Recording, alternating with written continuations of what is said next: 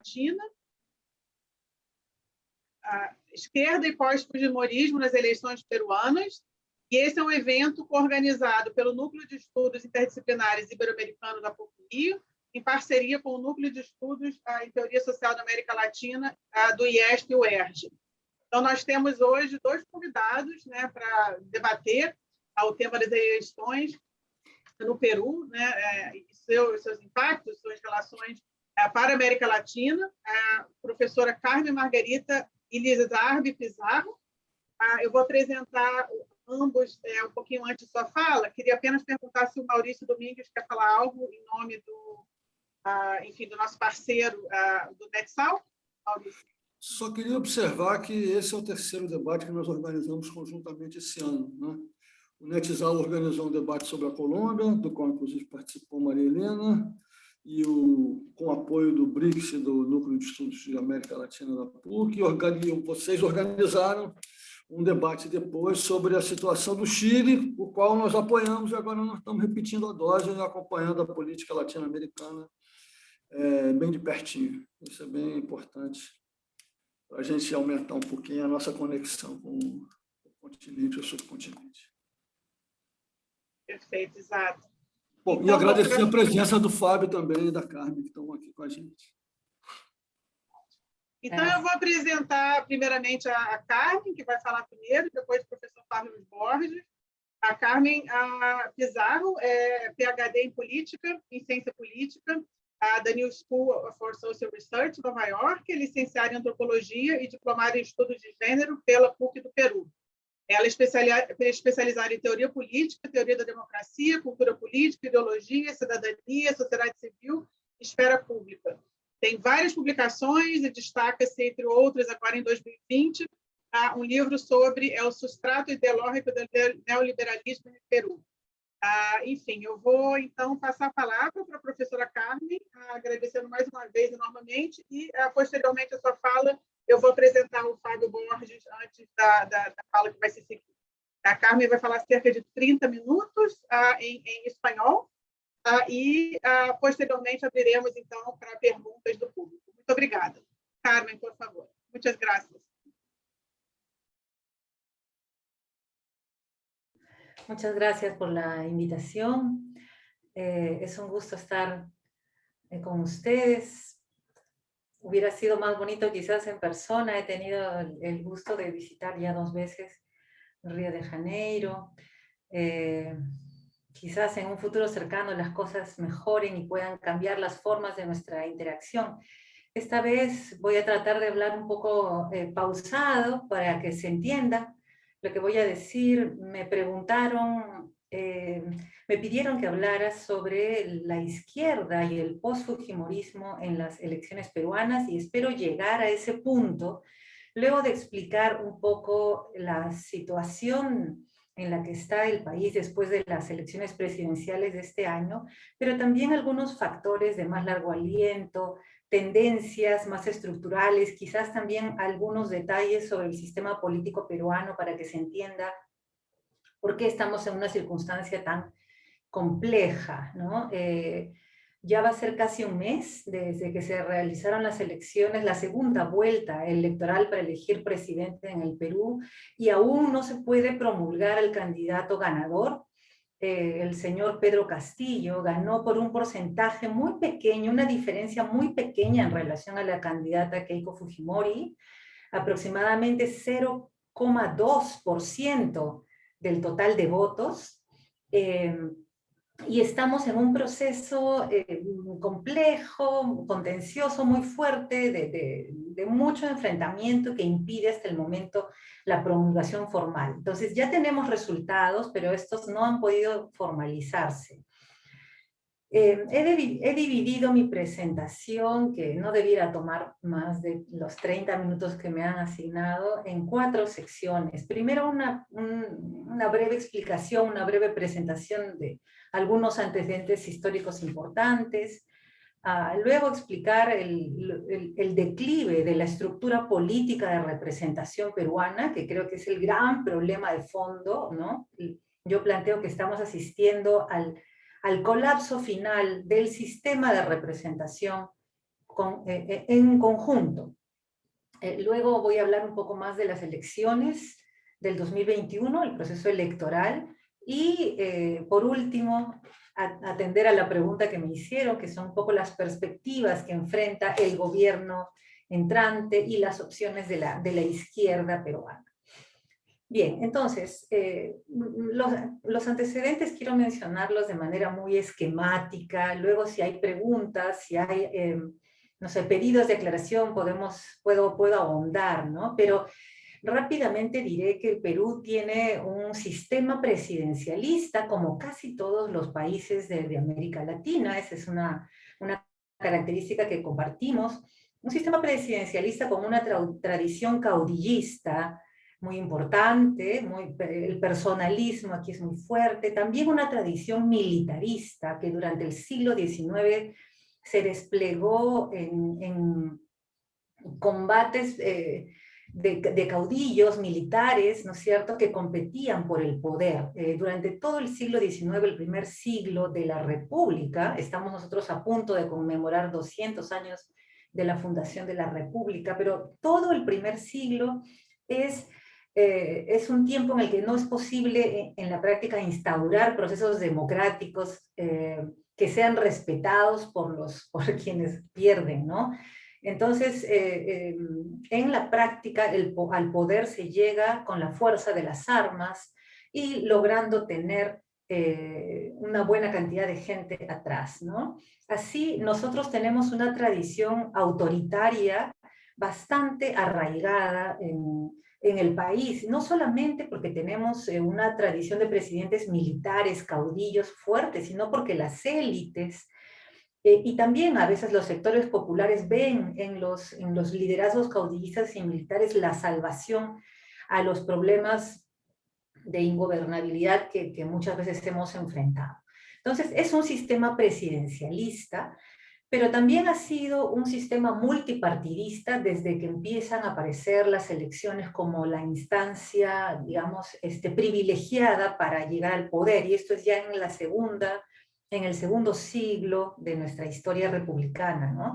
Un sistema de varios partidos que en los años 80 del siglo pasado tuvo su momento más importante, más auspicioso, pero que rápidamente colapsó en los años 90. En la última década del siglo XX, el país llegó a un punto de quiebre muy fuerte, producto de varias cosas, ¿no? Por un lado, en el año 80, el Perú iniciaba nuevamente un proceso de transición hacia la democracia después de 12 años de gobierno militar, que en el Perú fue un gobierno distinto también a lo que se ve en otras regiones, porque había sido un gobierno militar de izquierda, ¿no? El del general Velasco Alvarado, que hizo una reforma agraria, reivindicó la figura de Tupac Amaru, de lo indígena, del quechua, ¿no? Un gobierno dictatorial, militar y de izquierda, ¿no? Una cosa un poco extraña en Sudamérica.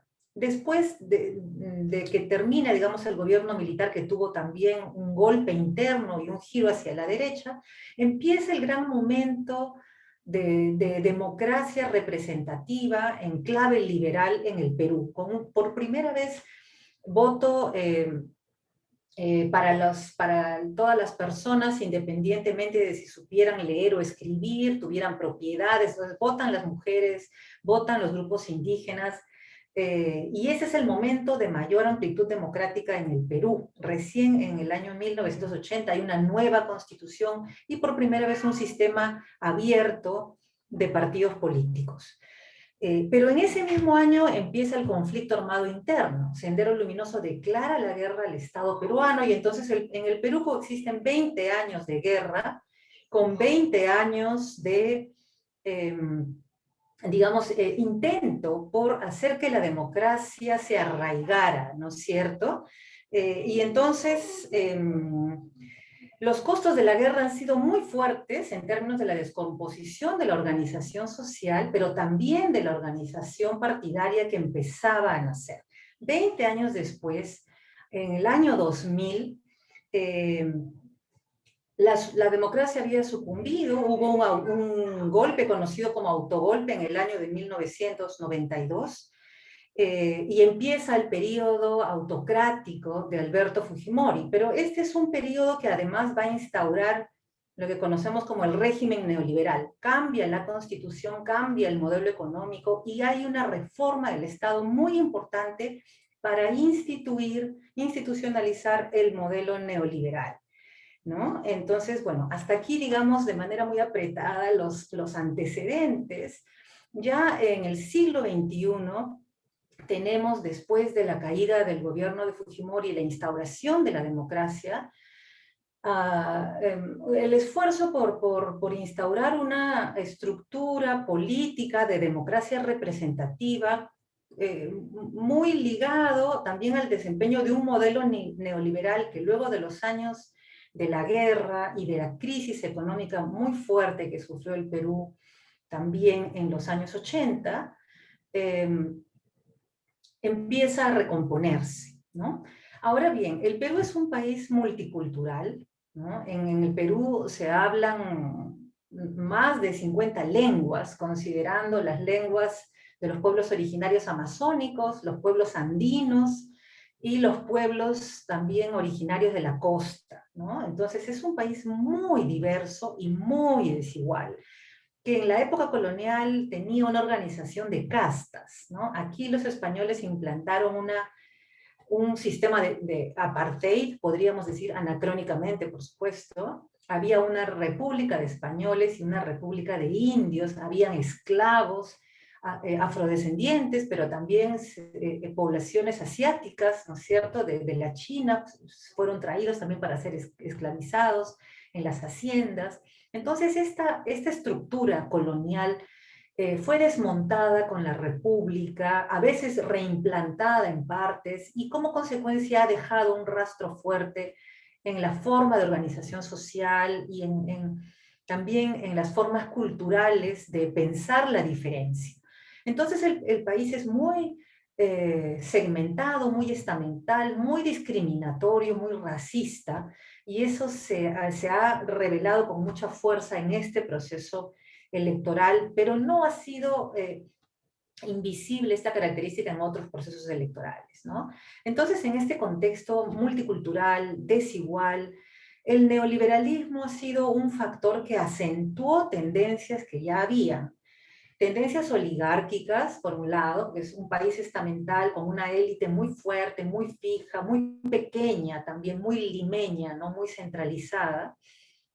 Terminó de pulverizar lo que quedaba de la organización social y de los partidos políticos. Yo creo que terminó de transformar también la lógica de la competencia electoral en una especie de mercado libre, ¿no? Y aquí creo que quiero detenerme un poquito porque en el Perú, creo que en el mundo hay un desprestigio del sistema de representación. O sea, en el mundo vamos viendo que los partidos políticos representan poco las demandas, las necesidades de la gente, pero en el Perú no sobrevive en la práctica ningún partido político. No hay, o sea, cuando digo partido político pienso en una organización que tenga militancia, ¿no? Que tenga líderes estables, que tenga programa, que tenga ideología, que tenga cuadros políticos que pueden entrar al gobierno si el partido gana. Nada de eso hay en el Perú.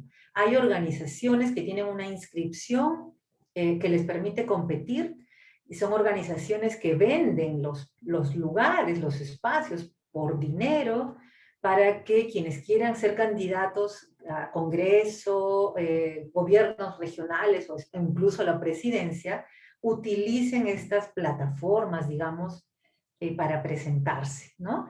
Sucede muy a menudo que hay personas, candidatos que llegan al poder con una organización y luego se separan de ella, pelean con quienes le han acompañado, cambian por completo el programa, etc. Y luego los vemos participando en cada elección con un membrete distinto.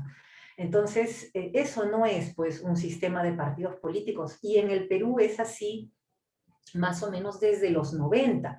Esta situación solamente ha ido empeorando y haciéndose más desarticulada, más fragmentada.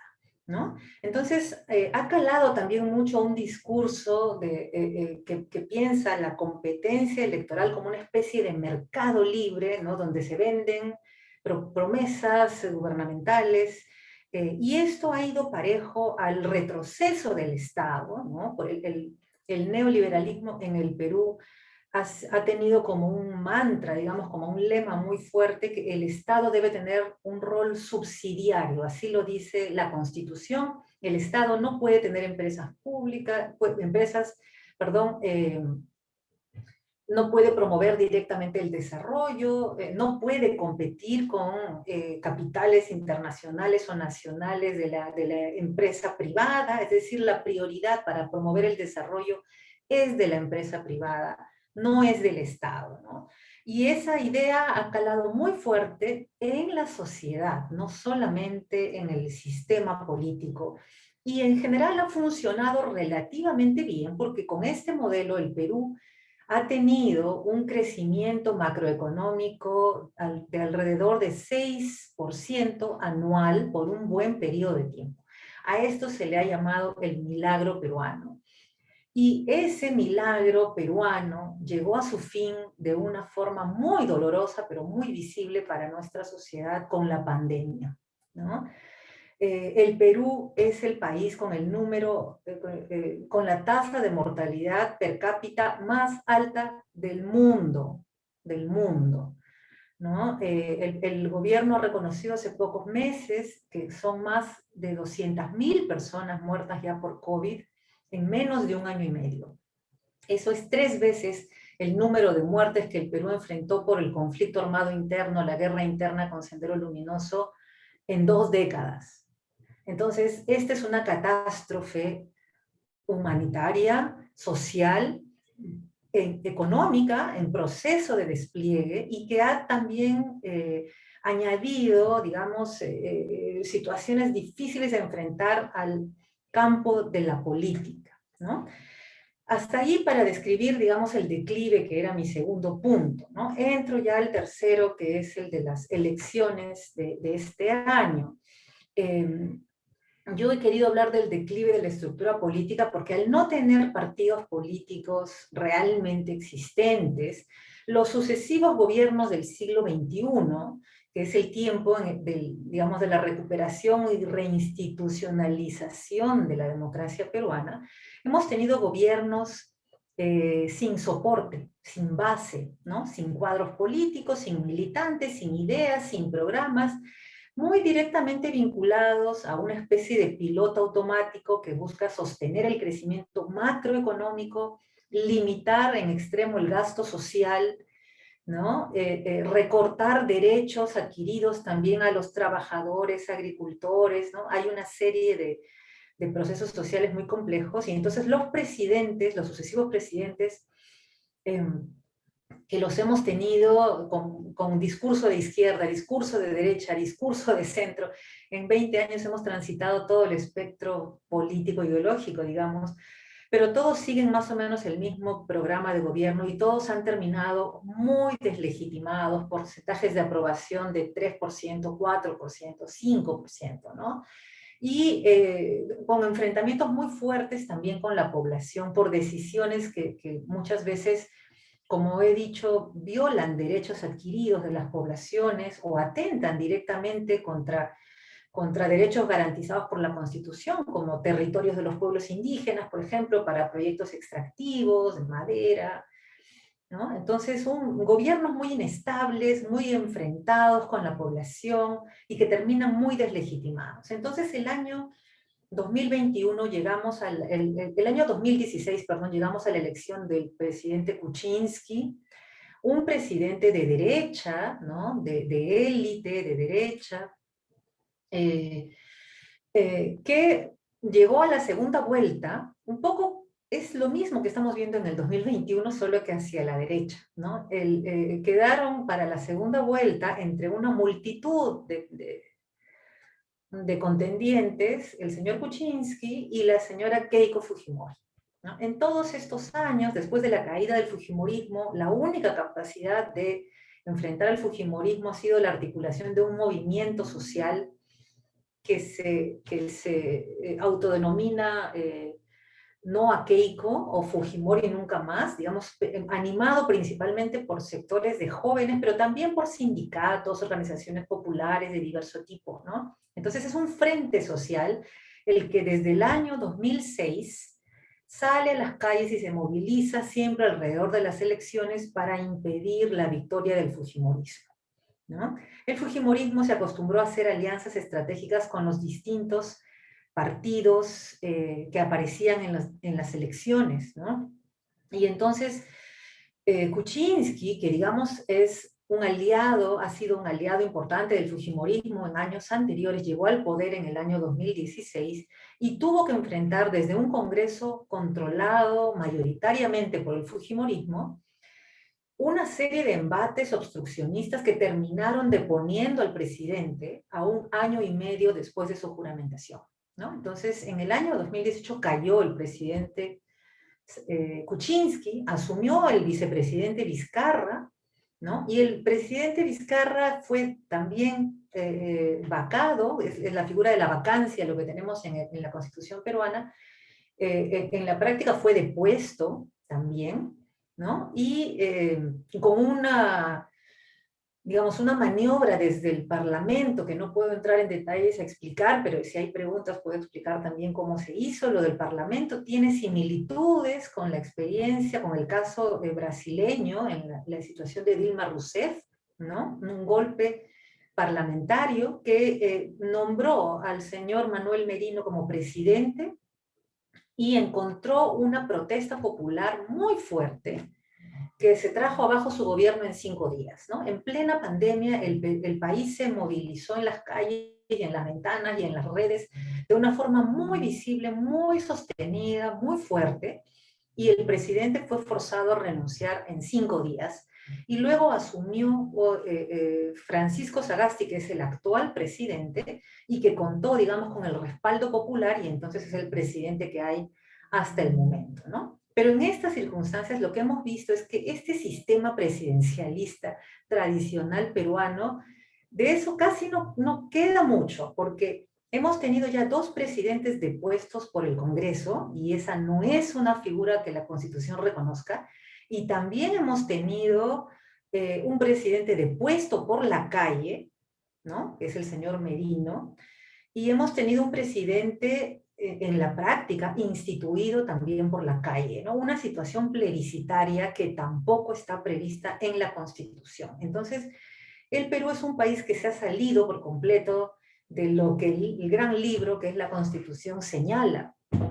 En este momento los presidentes o tienen respaldo popular, ¿no?, para sostenerse, o pueden caer por maniobras desde el propio Congreso de la República. Y esa es la situación que va a enfrentar el próximo presidente. Entonces, llega a su fin, va llegando a su fin el gobierno de Kuczynski, Vizcarra, Sagasti, digamos, ¿no? Y en el proceso electoral, muy parecido al proceso de hace 5 años, se presentan en la primera vuelta 19 organizaciones con candidatos a la presidencia, 19 candidaturas presidenciales, ¿no? Eso no es un sistema multipartidario, eso es ya la hiperfragmentación de un sistema de membretes electorales. Y pasan a la segunda vuelta 2 candidatos. El señor Pedro Castillo, ¿no?, poco conocido hasta ese momento, con un partido que tiene un origen regional y que había logrado tener algunas autoridades importantes, sobre todo en la zona centro, sierra centro del país.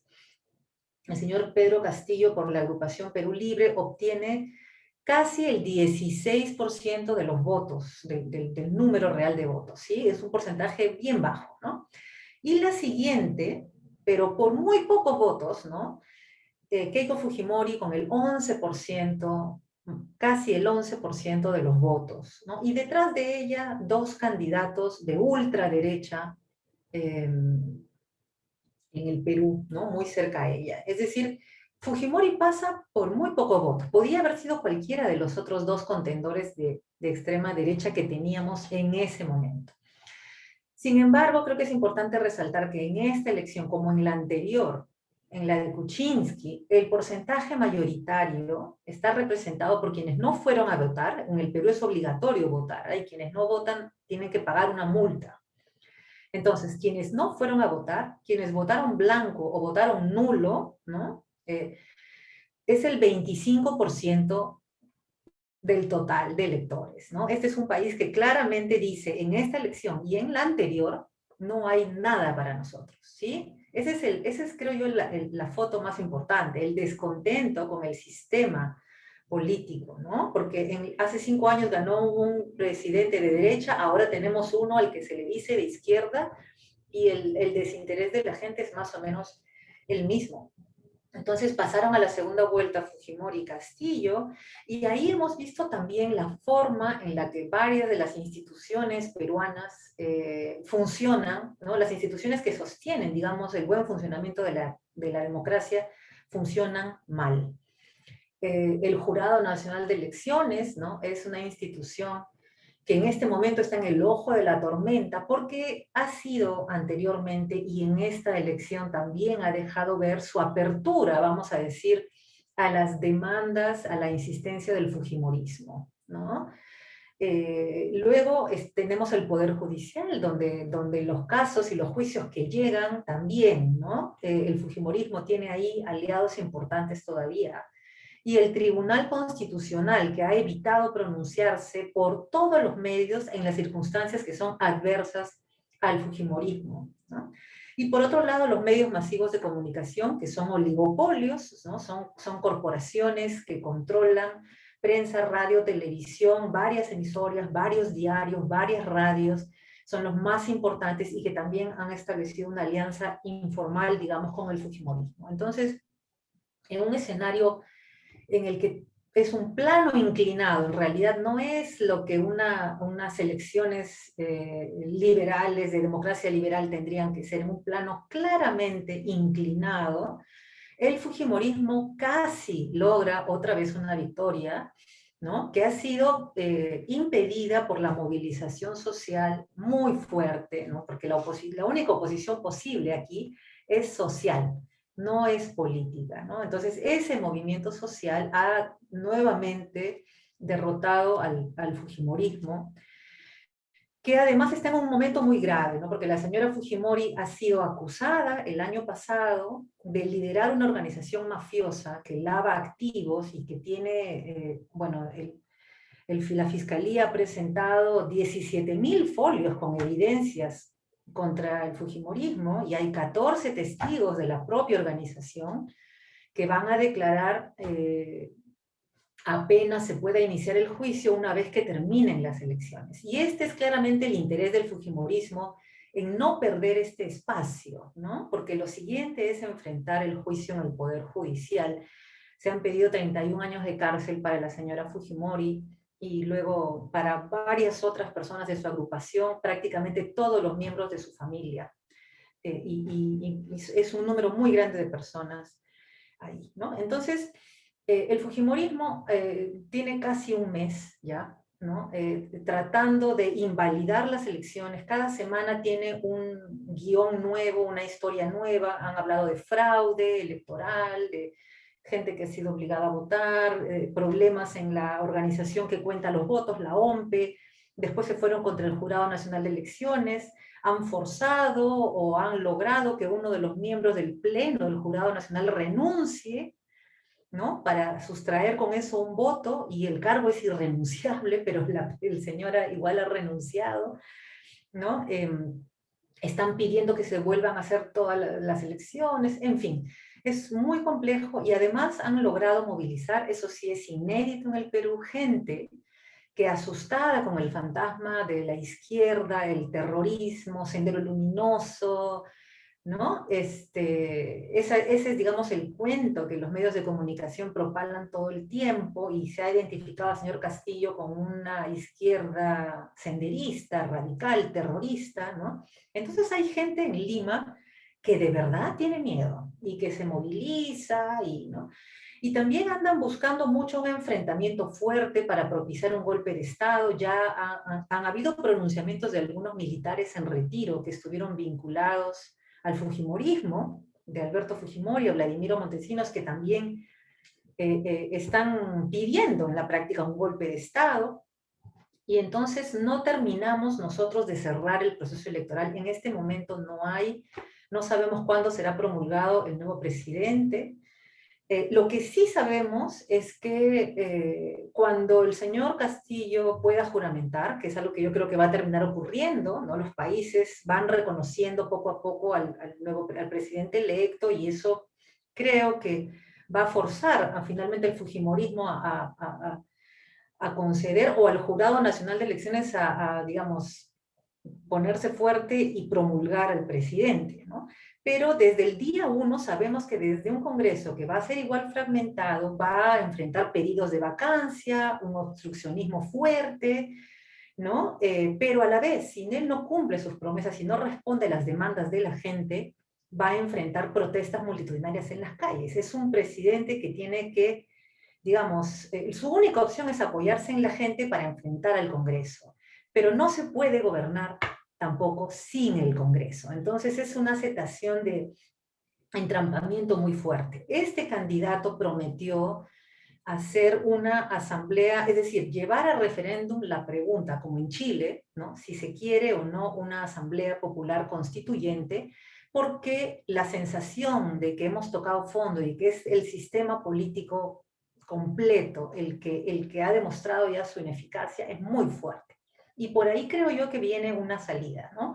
Abrir el escenario, que por supuesto también es riesgoso y sumamente complejo, pero digamos, hacer que el país, en el año del bicentenario de la fundación de la República, asuma el reto de repensar la estructura política, ¿no? Las lógicas sociales que se quieren impulsar, el rol del Estado, el tipo de economía que queremos, el modelo productivo, en fin, la forma de recomposición de las organizaciones representativas, creo que sería probablemente la única carta del gobierno de Pedro Castillo, ¿no? Una ruta, por supuesto, compleja y arriesgada, pero que al menos abre un horizonte de recuperación de lo político, que es, a mi parecer, inviable si dejamos las cosas como están, ¿no? Bueno, hasta ahí, creo que estoy en mis 30 minutos. Muchas gracias. Muchas gracias, Carmen. Eu tenho já muitas perguntas, mas vamos primeiramente passar a Fábio. Claro, é muito provocativo, né? O colapso final do sistema de representação. Assim, mas vamos escutar primeiro a Fábio. Fábio Borges é professor da Universidade Federal de Integração Latino-Americana, UNILA. Hizo su doutorado em PUC-Rio, acá conosco. Desde então, temos colaborado muito sobre os temas da América Latina. Fábio é bolsista do Conselho Latino-Americano de Ciências Sociais, Flaxo. Hizo seu doutorado em Unesp.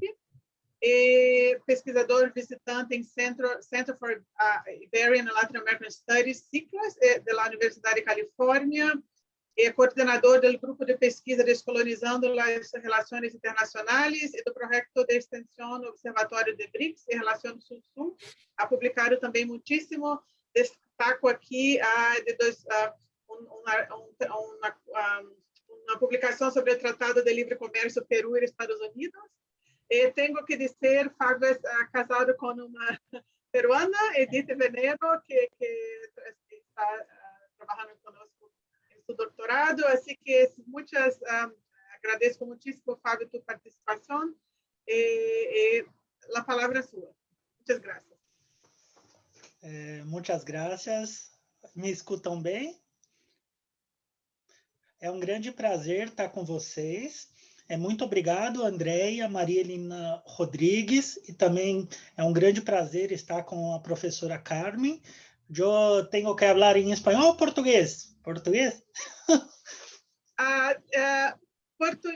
Espanhol seria melhor para que Carmen também possa. Creio que a audiência destes seminários está acostumada a espanhol. Assim que, Maria Helena,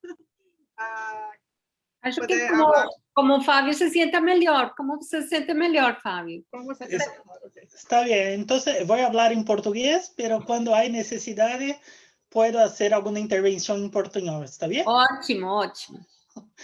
Bom, então, novamente, agradecer a todos, né?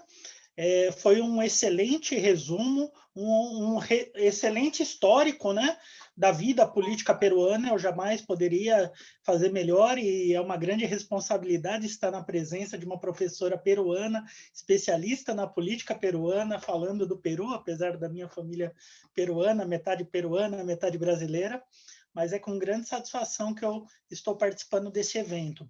Como as questões internas do Peru acho que já foram muito bem abordadas por Carmen, eu vou me deter um pouco ao título da mesa, né? Que é esquerda e o pós-fujimorismo depois dessas eleições. Eu acho que com a questão da esquerda, eu posso estabelecer muitas conexões e muitos paralelos com os demais países da América do Sul, para a gente pensar justamente esse período de grande agitação política em uma série de países, começando pelo golpe no Paraguai, passando pelo golpe no Brasil, passando pelo golpe na Bolívia, agora um país fragmentado que se tornou o Equador, o próprio Chile. Então é um período de muita agitação política e eu proporia justamente fazer uma análise de uma autocrítica que os chamados governos progressistas tiveram na região, mas eu acho que a parte inovadora e que eu acho que o Peru cabe muito bem essa análise, uma autocrítica dos governos neoliberais também.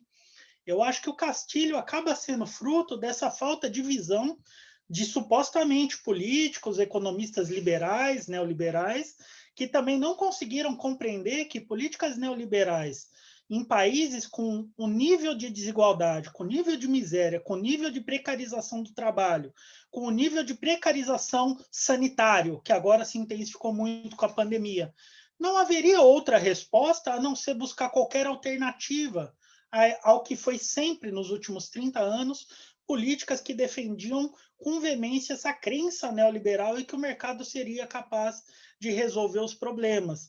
Eu acho que, no caso peruano, para as esquerdas também tem um debate muito qualificado em torno do conceito de classes sociais. E aí é um tema central que mais ou menos entra também de forma transversal com a questão da raça, é um debate histórico no Peru muito importante, com Mariátegui, o debate entre Mariátegui e Aya de la Torre, as esquerdas, né? O próprio Aníbal Quijano, que trata também essa questão da colonialidade do saber e a questão da raça envolvida com isso, e me chama muita atenção, por razões familiares eu vou muito ao Peru, né? E me chama muita atenção a diferença entre Lima e a oligarquia limenha e a população que está em outras partes, como Cusco, como Puno. É um país muito dividido geograficamente do ponto de vista socioeconômico e do ponto de vista da mentalidade política também. E essas eleições mostrou exatamente isso, né? O Castilho ganhou facilmente em regiões, digamos assim, periféricas do Peru, e em Lima há um grande temor em torno de termos estigmatizados como terruco, rojo, terrorista, o que empobrece muito a política no Peru desse ponto de vista, porque qualquer política social, qualquer proposta um pouco mais progressista vira sinônimo de comunismo, de terrorismo, sendo que várias dessas reformas nada mais seriam do que reformas burguesas. Ou seja, estimular um mercado interno formal. 85% da população peruana trabalha na informalidade. Como você vai fazer políticas econômicas, políticas estatais, políticas públicas, sem capacidade de arrecadação? E essa não é uma pauta da esquerda. A inserção no mundo do trabalho, a reforma agrária, o incentivo a desenvolver o mercado interno está longe de ser uma questão comunista, terrorista. Na verdade, seria boa para os próprios capitalistas que querem investir no Peru, se fizessem algumas dessas reformas. E aí vem esse empobrecimento de um debate muito dicotômico. Ou você é comunista ou você é neoliberal, e não se encontra um ponto equilibrado entre essas duas polaridade, digamos assim. E no Brasil, nos outros países, Argentina, Equador, eu acho que se reproduz muito esse empobrecimento da política. Tudo que é contra Bolsonaro parece que é de extrema esquerda, tudo que é favorável ao Bolsonaro parece que é de extrema direita. E aqui no Brasil, e em outras esquerdas progressistas, Venezuela, Argentina, a gente fala muito que falta uma autocrítica. Faltou uma autocrítica do PT, faltou uma autocrítica do Kirchner, faltou uma autocrítica do Chaves, e por isso que esses países estão em situações instáveis, e no caso do Brasil foi possível a ascensão de um governo do Bolsonaro. Eu acho que os países da Aliança do Pacífico, tirando aí... Bom, o caso do Chile é uma questão que veio lá da ditadura e que vale a pena também tocar. Até que ponto democracia e neoliberalismo convivem em harmonia sempre? Será que é um valor absoluto para os neoliberais a democracia?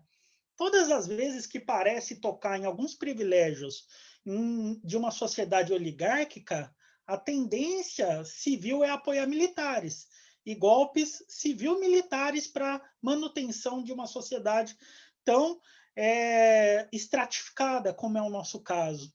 Eu tenho muitas dúvidas, e isso vai explicar muito o comportamento da Keiko Fujimori, do Alberto Fujimori, que tinha uma máquina, digamos assim, para perseguição exatamente de inimigos políticos, de forma corrupta, inclusive. Montesinos volta à cena agora nas eleições peruanas, né? É uma coisa extremamente grave, me parece.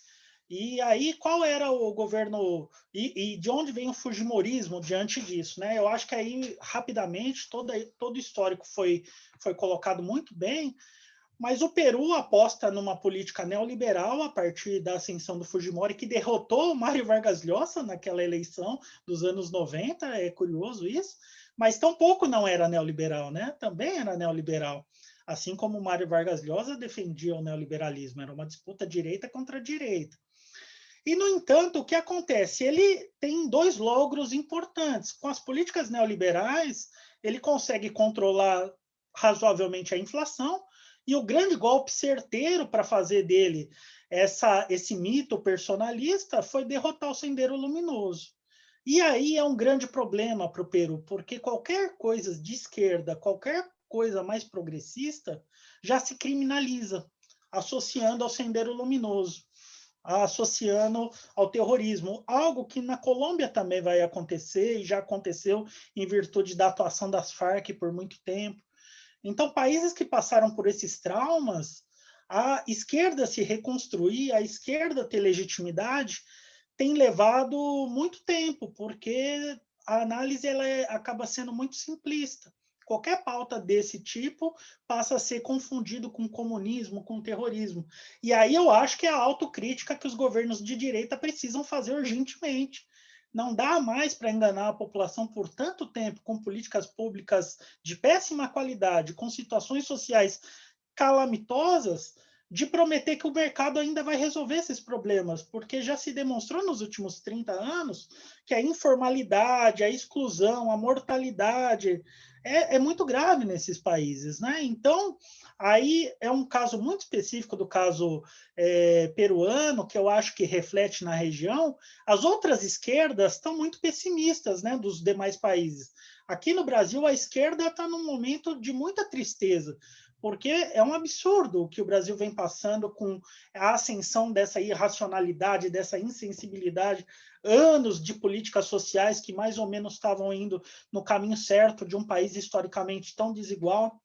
Então, é interessante como o Brasil e outros países viram com tanta emoção e com tanto engajamento a eleição peruana, porque é um sendeiro que as coisas podem mudar.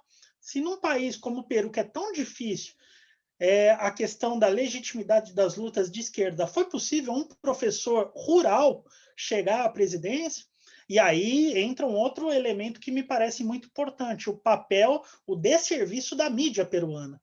A gente assiste aqui os jornais peruanos, né? A gente tem os canais peruanos, assiste o tempo todo, e eles se tornaram quase uma plataforma nesse segundo turno, um palanque eleitoral da Keiko Fujimori. E no primeiro turno, a criminalização de um movimento de esquerda talvez um pouco mais moderado, que seria liderado pela Verônica Mendonça, foi estraçalhado com uma política de criminalização, né? De tentar, de qualquer maneira, manchar a reputação das pautas importantes que a Verônica e o partido dela, e uma equipe técnica que parece muito mais estruturada do que a do Pedro Castilho, tinham em mente. Mas foi interessante, o Pedro Castilho ele é tão uma novidade que ficou claro que na hora que ele tinha chance, ele não tinha uma equipe técnica para lidar com a situação. E nisso acontece uma aproximação interessante com o Novo Peru, com a Verônica Mendonça e com algumas pessoas da equipe técnica dela. Mas, como em tudo, normalmente a esquerda tem muita dificuldade de atuar de maneira unificada. Nesse momento, o que une a esquerda no Peru é o antifujimorismo. Mas depois de se chegar ao poder, nós não sabemos se essa coalizão de esquerda se manterá. As próprias tensões dentro do próprio partido do Castilho e de outras lideranças que estavam aí, o Cerrón, né, que é considerado o líder e o criador do partido Peru Livre, há denúncias, ele foi condenado, então é uma marca ruim para alguém próximo ao Castilho, sempre vai se tocar nesse ponto. Então, que esquerda que a gente está falando? Né? Nesse momento, há muita incerteza em relação a isso. Então, tem gente, por exemplo, que analisaria que poderia acontecer um processo igual aconteceu com o Ollanta-Humala, que chega ao poder, pessoas supostamente de esquerda começam a tentar implementar as políticas sociais, mas para ele conseguir se conciliar com o status quo e ter governabilidade, as pessoas de esquerda saem rapidamente do governo e passa a ser um governo de muita frustração. O Castilho está fazendo um esforço tão enorme para mostrar que não é comunista, que não é terrorista, que em algum momento a própria equipe dele vai acabar entrando em choque com ele quando ele tome posse, apesar de todo esse imbróglio jurídico e que demonstra claramente que essa direita oligárquica não convive bem com o regime democrático. O tanto de manobras que estão sendo feitas para deslegitimar o governo, que nem assumiu ainda, vai tornar a vida dele um inferno. E aí, por questões institucionais, uma constituição que foi feita sob autoritarismo do Fujimori em 93, parece que traz uma instabilidade permanente no governo unicameral, os congressistas têm um grande poder com uma instituição que eles têm, que depois a Carmen pode falar melhor o que é a questão de confiança.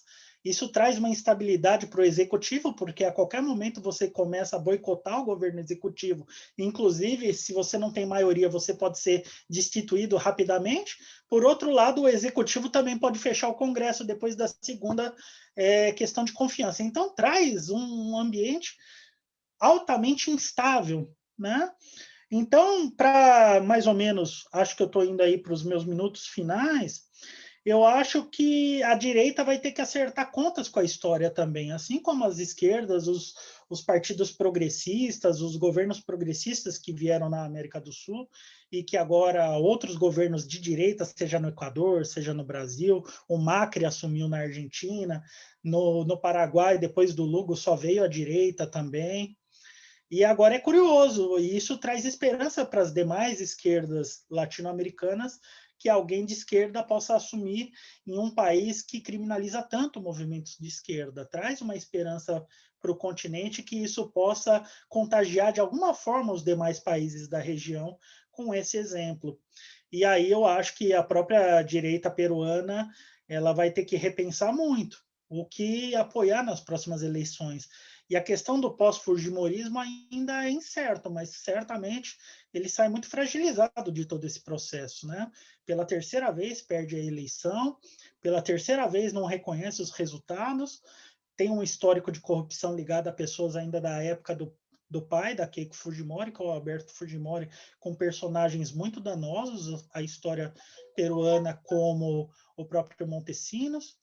Então, eu acredito que há uma grande esperança que essa esquerda possa governar de uma maneira correta, legítima no Peru e encampe algumas reformas necessárias para uma sociedade tão desigual, tão pobre e tão precarizada nos últimos tempos de políticas neoliberais. O acesso ao ensino, por exemplo, é outro tema de grande exclusão, né?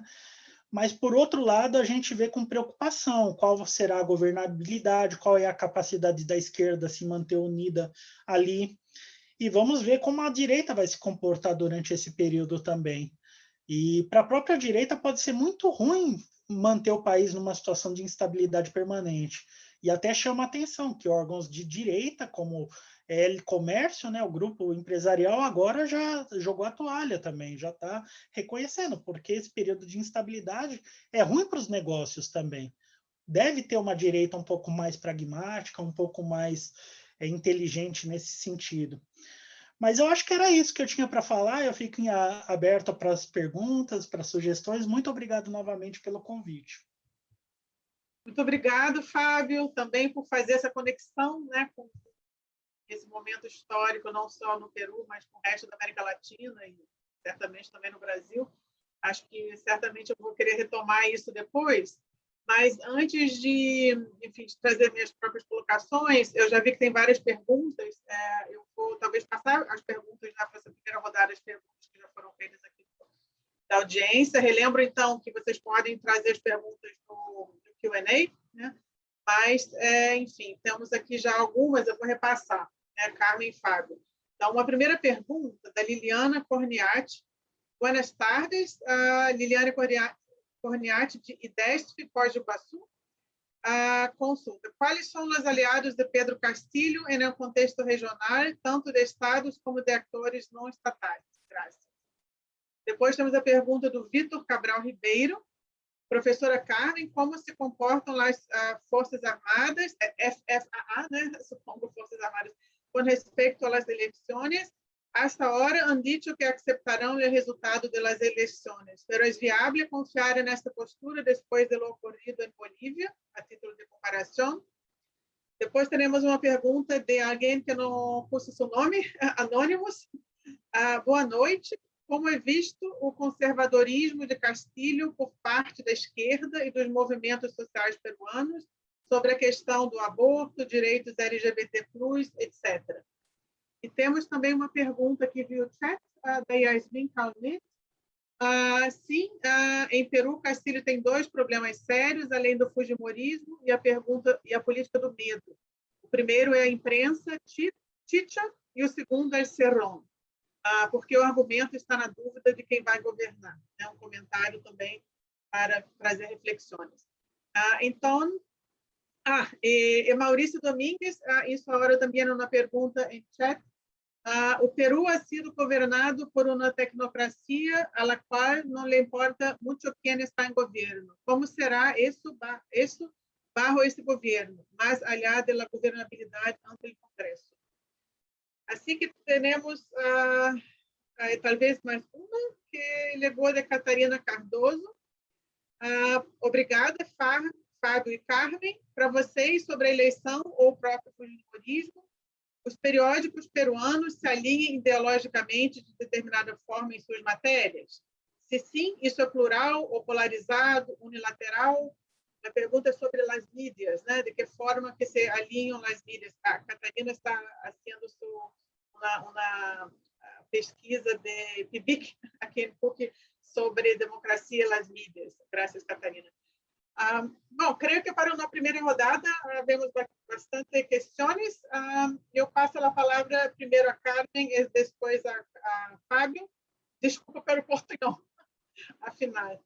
E depois haremos mais uma rodada, assim que quem mais perguntas podem já avançar no Q&A em chat. Gracias, Carmen. Muchas gracias. Voy a intentar responder. Son temas amplios, complejos, pero a ver si puedo responder a todo. Sobre las alianzas de Pedro Castillo en la región, pues está por verse. Lo que ha recibido Pedro Castillo es, creo, el respaldo, ¿no?, de algunas figuras emblemáticas. Creo que la más importante, sobre todo dentro del Perú, es Pepe Mujica, el expresidente uruguayo, vinculado, por supuesto, de manera clara, nítida, con la izquierda latinoamericana, pero visto también, sobre todo desde el Perú, como una izquierda relativamente moderada. A pesar del pasado revolucionario del expresidente, ¿no? Su figura es una figura que no es percibida, y también por la realidad uruguaya, ¿no? Digamos, por lo que el país en sí mismo proyecta. Mujica es visto como una figura de izquierda no radical. Entonces, creo que eso ha sido importante porque en el Perú se ha vinculado mucho a Evo Morales, bueno, se le ha intentado vincular sobre todo con el gobierno de Maduro, Venezuela. Creo que en este momento en el Perú la figura favorita para denigrar a la izquierda es la de Maduro. No se le ha querido comparar mucho con Evo Morales, por ejemplo, que es una figura un poco más cercana, ¿no? Por los vínculos sindicales de Pedro Castillo, por el hecho de que es campesino, y bueno, pero el gobierno de Morales, que es visto en el Perú como un gobierno autoritario, tiene muy buenos resultados económicos reconocidos por el Banco Mundial, digamos. Entonces no se ha querido abrirle mucho espacio a esa figura, ¿no?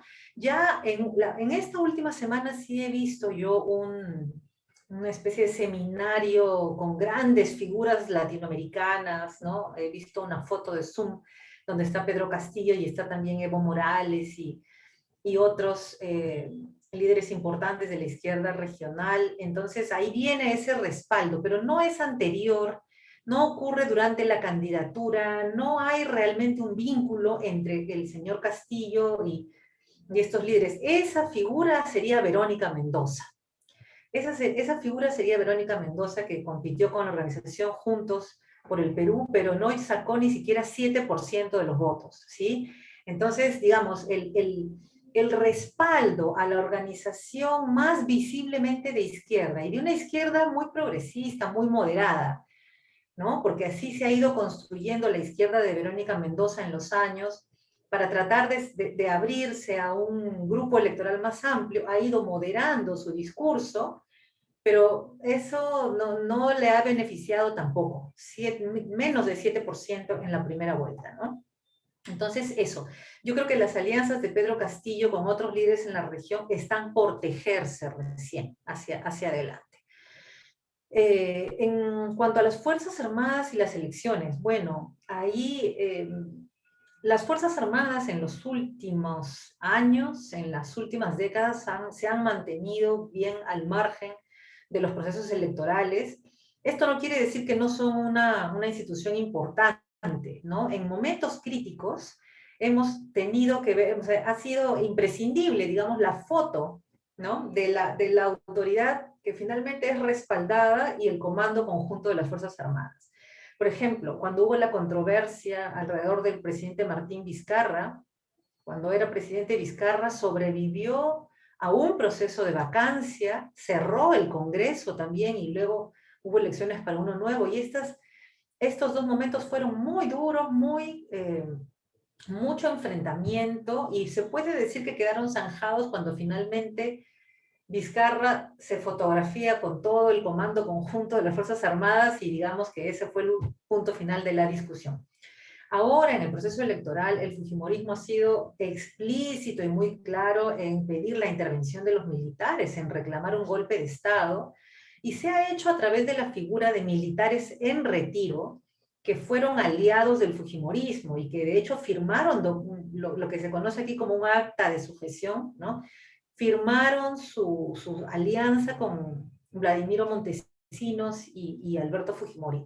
Son ese sector de militares hoy en retiro los que han estado pidiendo el golpe de Estado. Y más bien, desde el Ministerio de Defensa, donde hay ahora una tecnócrata, digamos, muy efectiva, ¿no? Ella ha sido muy rápida en decir que se trata de ciudadanos que son militares en retiro, que de ninguna manera pueden tomar el nombre de las Fuerzas Armadas, etcétera, ¿no? Ha respondido ella muy rápido, y el resto de miembros del Comando Conjunto también, ¿no? Para decir, no entramos. Y yo creo que El ejército peruano, sobre todo el ejército peruano, viene de un momento muy duro, ¿no? Después de la alianza con el fujimorismo, su prestigio quedó por los suelos, ¿no? Y entonces ha costado trabajo recomponerlo. En el contexto de la pandemia recuperaron también algo más de aprecio ciudadano, igual que la policía, y son generacionalmente cuadros distintos, ¿no? Aquellos que hicieron alianza con el fujimorismo eran compañeros de promoción de Vladimiro Montesinos, que es un ex militar, ¿no? Y entonces había ciertos vínculos ahí, ciertas cercanías que ahora no hay. Y yo creo que eso es un poco una tranquilidad, pero certezas no tenemos tampoco, ¿no? Yo pienso que ahora con las declaraciones ya van apareciendo, como decía, está el reconocimiento del candidato electo, ¿no? Del presidente electo por parte de los Estados Unidos y otros países, la Unión Europea, la OEA, todo eso va bajándole, obligando a bajar el tono cuando se habla de golpe de Estado. Así que creo que con toda la turbulencia que hemos vivido las Fuerzas Armadas, sobre todo el Ejército, se ha alineado con la democracia. Sin embargo, sí vemos algunos oficiales de la Marina, ¿no? Digamos, las tres armas tienen su comportamiento y sus lógicas un poquito distintos. Y ahí, pues vamos a ver cómo se desenvuelve, ¿no? En cuanto al conservadurismo, yo tengo problemas para decir que Pedro Castillo es un candidato de izquierda, porque la agrupación con la que él va es una organización cuyo líder sí se declara marxista, leninista, es un médico formado en Cuba y que efectivamente tiene ideas de izquierda, un programa de izquierda, pero él no fue candidato, no puede porque tiene unos juicios, unas denuncias por corrupción que están en proceso, en litigio, y entonces no ha podido ser candidato, pero y el señor Pedro Castillo, digamos, utiliza la organización Perú Libre para ser candidato. Y él ha sido dirigente sindical del magisterio, ¿no? Es el representante del sindicato de maestros, que aquí es muy fuerte en el Perú e históricamente vinculado a la izquierda, pero parece más el tipo de persona pragmática que tiene sus propias ideas de cosas que quiere hacer y las canaliza a través de espacios diversos. ¿Por qué digo esto? Porque él ha sido militante de otro partido anteriormente, militante, y realmente intentó hacer una carrera política ahí, en el partido del expresidente Alejandro Toledo, que no es para nada un partido de izquierda, no fue un presidente de izquierda, ni tuvo nunca un programa de izquierda. Entonces, Pedro Castillo es un campesino, cajamarquino, ¿no? Ha sido rondero. Las rondas campesinas son organizaciones de autodefensa, de la organización social, sobre todo en la zona de Cajamarca, que vienen desde los años 70, se crean para autodefenderse, para defenderse de los abigeos, es decir, quienes roban ganado, ¿no? Frente a un Estado que es muy poco vigilante, que los atiende muy poco, ellos instituyen sus propios mecanismos de seguridad y luego fueron cruciales para impedir que Sendero Luminoso, en los tiempos del conflicto armado interno, entraran con fuerza en esa región. Sendero Luminoso no pudo entrar ni en Cajamarca, donde están los ronderos, ni en Puno, donde están los aymaras, ¿no? Dos lógicas y formas de organización social muy fuertes que resistieron. Pero además, el señor Pedro Castillo es evangélico, ¿no? Y es, digamos, como muchos campesinos, bastante conservador. En la primera vuelta se le pudo ver con un lenguaje claramente machista, un lenguaje claramente anti-LGBTIQ, ¿no? Personas LGBTIQ, digamos, muy autoritario su discurso también, diciendo si encontramos obstáculos, pues nos vamos a imponer, ¿no? Entonces, ahí generó muchísima preocupación, ¿no? Porque muchas declaraciones también que en parte demostraban un desconocimiento de cómo funciona el Estado peruano, la legislación que ha suscrito el Estado peruano, los convenios y tratados internacionales, el discurso de derechos humanos, ¿no? Entonces muy distante del mundo de las ONGs y de los discursos progresistas y hasta del discurso políticamente correcto, ¿no? Y muy conservador, con una idea de orden autoritario. Pero en la segunda vuelta, el señor Castillo ha demostrado también una capacidad de aprendizaje que creo que es interesante, ¿no? Ese 16% de votos no le podían de ninguna manera dar la victoria en segunda vuelta. Y entonces la alianza, por ejemplo, con la organización de Verónica Mendoza, Juntos por el Perú, ha significado un giro importante en el discurso, pero no como Humala, ¿no? Yo agradezco mucho la mención y el análisis de Fabio, porque el antecedente directo de Castillo sería Humala para los sectores populares, y es una muy mala experiencia. Se dice muy claramente que no debe ser un Humala 2. Entonces él tiene que cumplir sus promesas de primera vuelta, y a la vez ha tenido que abrirse a sectores progresistas que vienen luchando por muchos años también para obtener derechos que el Estado peruano se ha negado a conceder, ¿no? Entonces, ese conservadurismo preocupa, pero él ha ido estableciendo alianzas internas. Sabemos que va en cierta forma a cogobernar con Juntos por el Perú. Y entonces voy a saltar un poquito a la pregunta de Mauricio, la cuestión de la tecnocracia, porque efectivamente el Estado peruano tiene 30 años con una tecnocracia neoliberal que se fue formando ahí y que ahora es muy fuerte, ¿no? Tiene varias generaciones ya en curso, muy dominada por economistas formados en los Estados Unidos, que vienen del Banco Mundial, ¿no? Una especie de Chicago Boys, pero muy vinculados al Banco Mundial en el caso peruano, y que han cubierto casi todo el aparato del Estado, ¿no? Porque por muchos años era el Ministerio de Economía, por supuesto, el Ministerio de Energía y Minas, por toda la industria extractiva que sostiene nuestro presupuesto, pero en la última década, a pesar del gobierno de Humala, que fue quizás el más abierto a lo social, se expandieron al Ministerio de Educación, al Ministerio de Salud, al Ministerio de Vivienda, al Ministerio de Trabajo, al Ministerio de Desarrollo e Inclusión Social, incluso al Ministerio de la Mujer. Entonces, digamos, es un Estado, ¿no?, totalmente manejado por una tecnocracia neoliberal muy fuerte y que no va a ser fácil reemplazar, porque es solamente hablando en términos de números de personas, ¿no? Será pues 800 personas más o menos para solamente los cargos directivos más importantes del Estado central. El señor Castillo claramente no tiene eso. Juntos por el Perú, dudo que tenga los números de personas que ellos dicen que tienen. Ellos dicen que tienen 500 personas, no lo sé. Entonces, ese va a ser una cosa muy tensa, porque asumiendo que hubieran algunos cuadros progresistas que estén dispuestos a entrar por el gobierno de Castillo, que difícilmente habrán elegido, ¿no?, dado el conservadurismo del candidato y la precariedad de su partido, etc.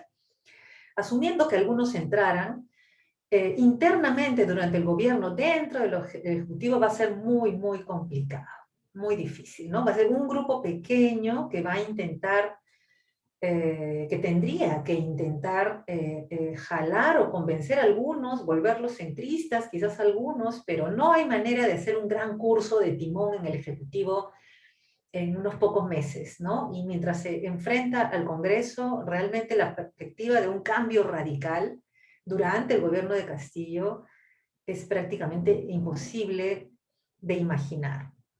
Y bueno, el último factor sobre el que comenté algo es el de la prensa, ¿no? En la prensa completamente cerrada en la práctica en favor de Fujimori y de la manera más grotesca. Aquí el diario El Comercio es el más tradicional, el más importante, el más longevo, y siempre ha cuidado mucho su prestigio en la medida que tiene otros que son de la misma corporación, más populares, más pequeñitos, digamos, tiene periódicos que hacen el trabajo sucio de la prensa amarilla, y el Comercio en general se guarda un poco, pero esta vez no ha sido así, ni tampoco hemos visto a los periodistas, las periodistas o los líderes de opinión más importantes entrar en un formato que recuerda mucho a la estrategia de Donald Trump en los Estados Unidos, ¿no? Mucho, mucho, siguiendo muy al pie de la letra ese guión de Donald Trump, una cosa muy desvergonzada.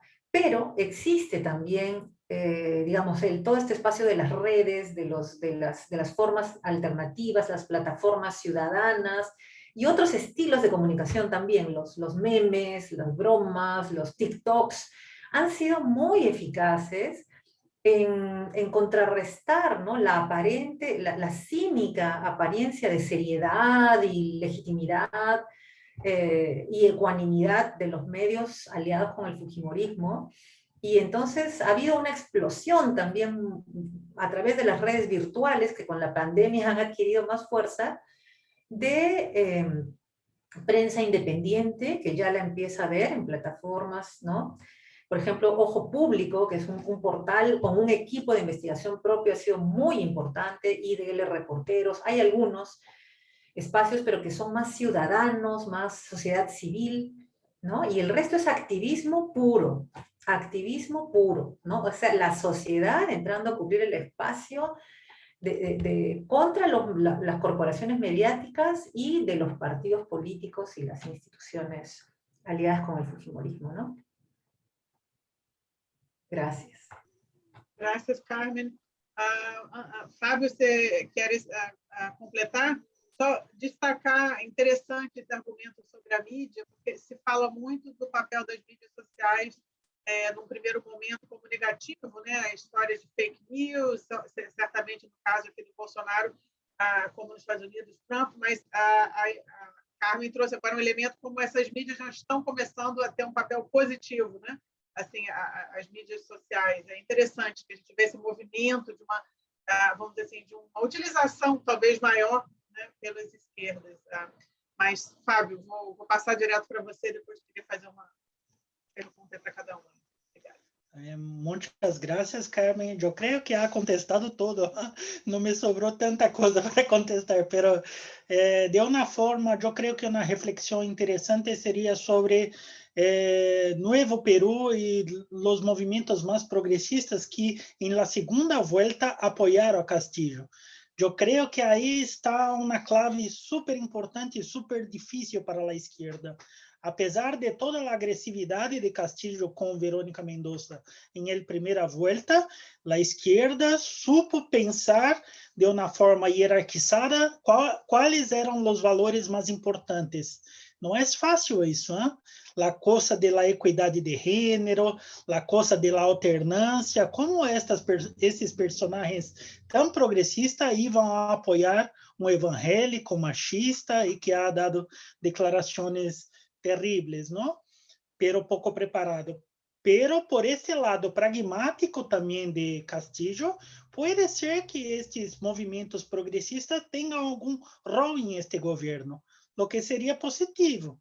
Pero tendríamos que apostar que Castillo, desde el punto de vista pragmático, sería capaz de dar esta abertura para ampliar su base de apoyo. No sé hasta qué punto Castillo y Perú Libre, ¿no?, estarían dispuestos a hacer estas alianzas, estas coaliciones, y por cuánto tiempo esto funcionaría. Pero yo creo que es una enseñanza importante para las otras izquierdas del continente, empezando por Brasil, ¿no? Como es difícil la izquierda se unificar en Brasil y cómo fue posible una extrema derecha ignorante estar en el poder. Y yo creo que esta fragmentación de muchos movimientos de izquierda son una de las causas de la derecha, extrema derecha, está en el gobierno. Entonces, me pareció súper saludable, me pareció súper inteligente y creo que digno, ¿no? A pesar de todas las diferencias, los problemas sociales profundos, una plataforma más progresista sería el ideal y no se tomó tanto tiempo en tomar partido. Muchas izquierdas no hacen eso.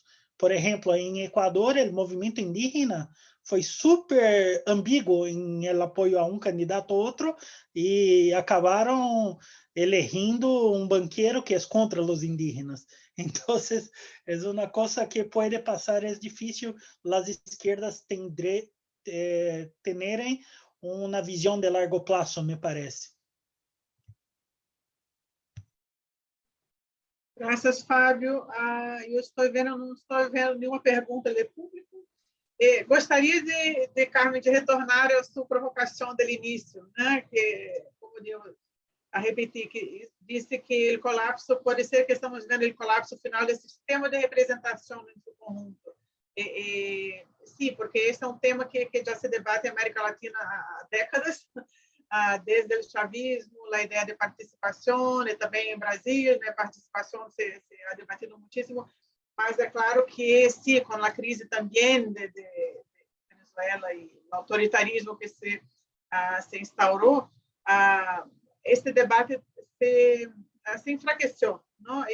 Mas assim que queria perguntar o que queres exatamente dizer com este colapso do sistema de representação e o que poderia substituí-lo, porque creio que se a crise do sistema de representação na região inteira, a ideia de assembleias constituintes pode ser algo muito bueno, está talvez em Chile uma experiência positiva, mas pode também ser algo muito malo se há um clima, um contexto, né, que propicia atitudes populistas, por exemplo. Assim que é difícil, não? Mas queria saber, né, porque esta frase está na minha cabeça desde que falou.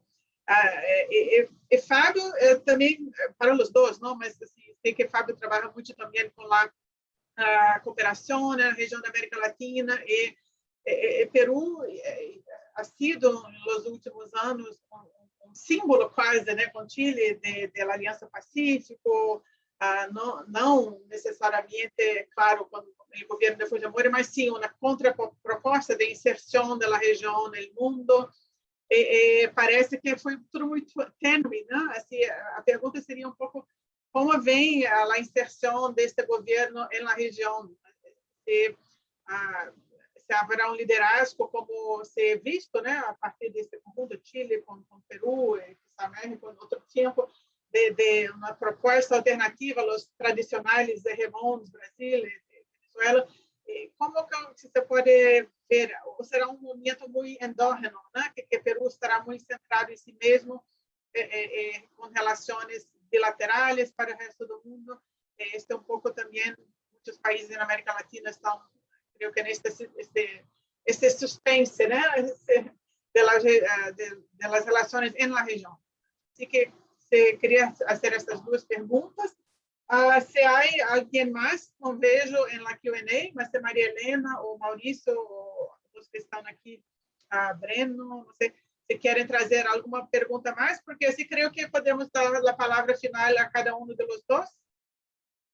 Maria Helena, quer trazer algo mais? Se não, creio que recomeçaria agora ao contrário, Fábio, e depois para Carmen hacer suas colocações finais. Está bem, Maria Helena?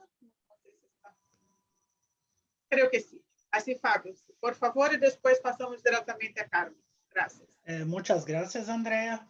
Bueno, la pregunta de la política exterior del gobierno Castillo, todavía yo creo que no se sabe totalmente, pero hay algunos indicadores, ¿no? Que quiere salir de la Alianza del Pacífico, que quiere salir del Grupo de Lima, entonces que no tiene ahí una política tan humanitaria y no tiene propuestas tan humanitarias con los venezolanos.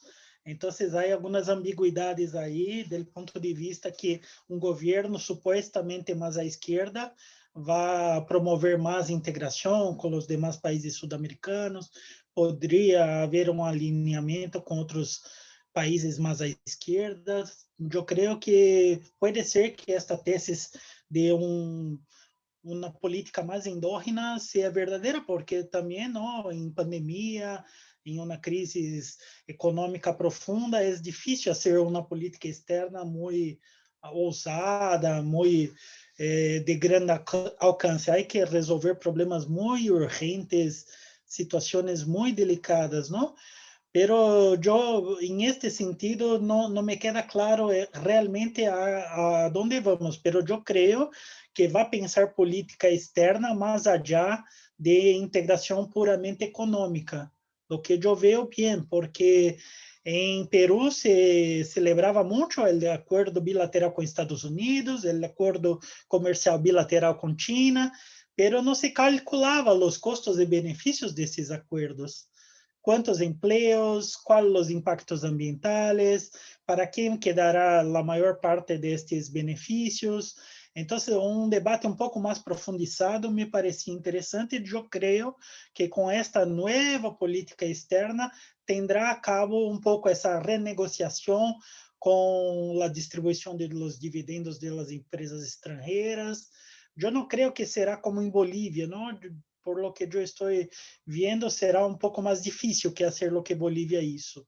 Pero yo creo que este sería más o menos el camino en mi punto de vista.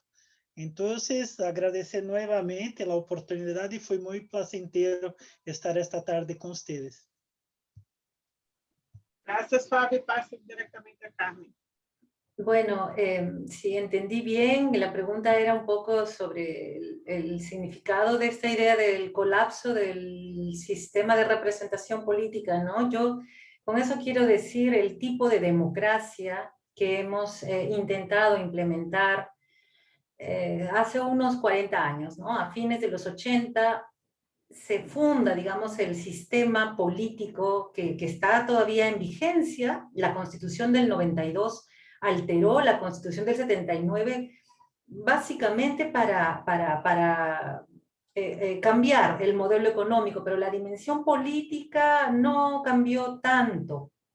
Y entonces lo que tenemos es que ha funcionado una manera de entender la representación política, cómo se forman los partidos políticos, qué tipo de vínculos se pueden establecer entre partidos políticos, ciudadanía, partidos políticos y Estado, que ya no dan más, ¿no? Son demasiados problemas que venimos arrastrando en estas 4 décadas, y creo que hace por lo menos 20 años es muy evidente el desencanto de la gente con los liderazgos, ¿no? Entonces hay mucho activismo político, ciudadano, pero en la forma de agrupaciones anónimas, muy espontáneas, o que se articulan de acuerdo a necesidades puntuales, pero no son necesariamente efímeras, sino que no tienen identidades orgánicas, como antes era que se pensaba la política, ¿no? Uno militaba en un partido y toda su vida era ahí intentando lograr algo, y muchas veces las familias,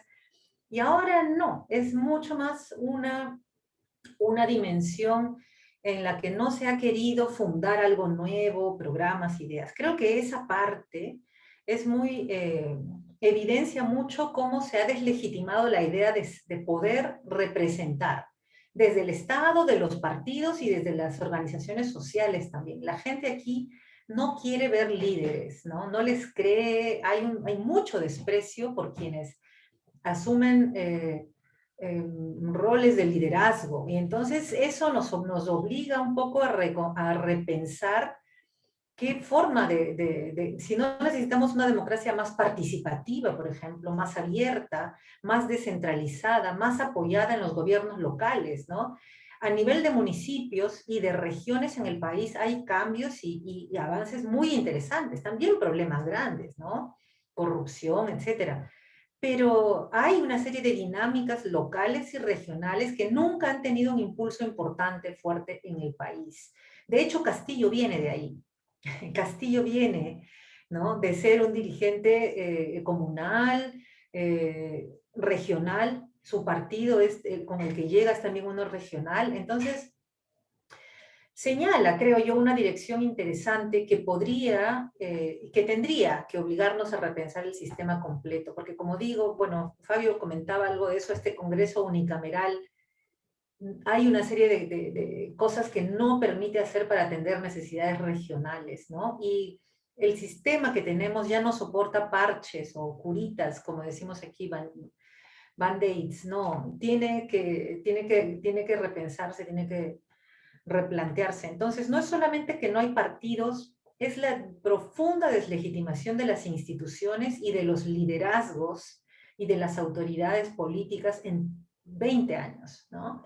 Así realmente no, creo yo que no podemos seguir más, y la oportunidad de rehacer aparece de pronto en el horizonte, con la idea del bicentenario. Mucha gente aquí, es muy paradójico en el Perú que este año conmemoramos 200 años de la fundación de la República, y vamos a tener como presidente a una persona que cuyo liderazgo históricamente jamás hubiera sido imposible si el sistema funcionara como debiera, ¿no? Es un poco como que él aparece también entre la rotura del sistema, pero a la vez el sistema está quebrado, está descompuesto. Él no va a poder gobernar como debiera con el sistema como está, ¿no? Entonces creo que esa es la evidencia del colapso, ¿no?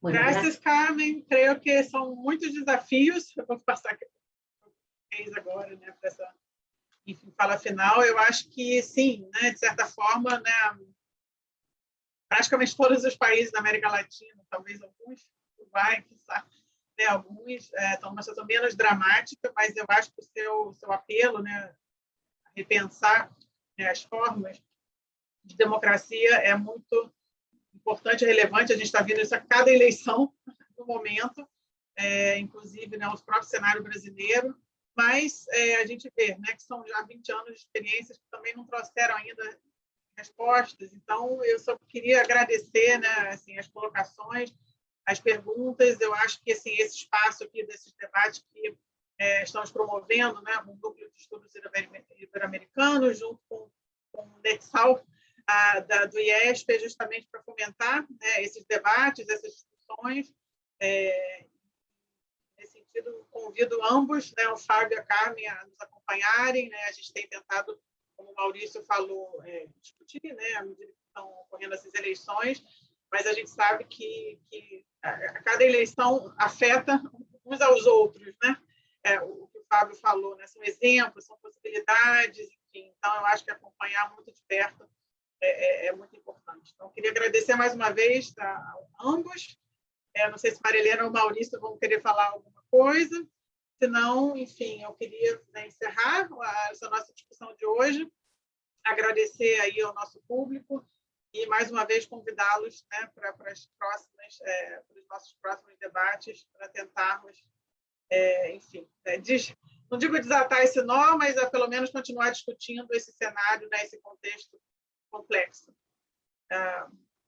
Muito obrigada. Não sei, Maurício, quer falar alguma coisa?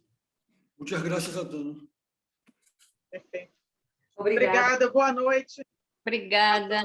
Obrigada. Tchau, tchau. Tchau. Tchau. Prazer, Carmen. Tchau, boa Tchau, noite. Fábio. Buenas noches. Obrigada. Tchau, Fábio.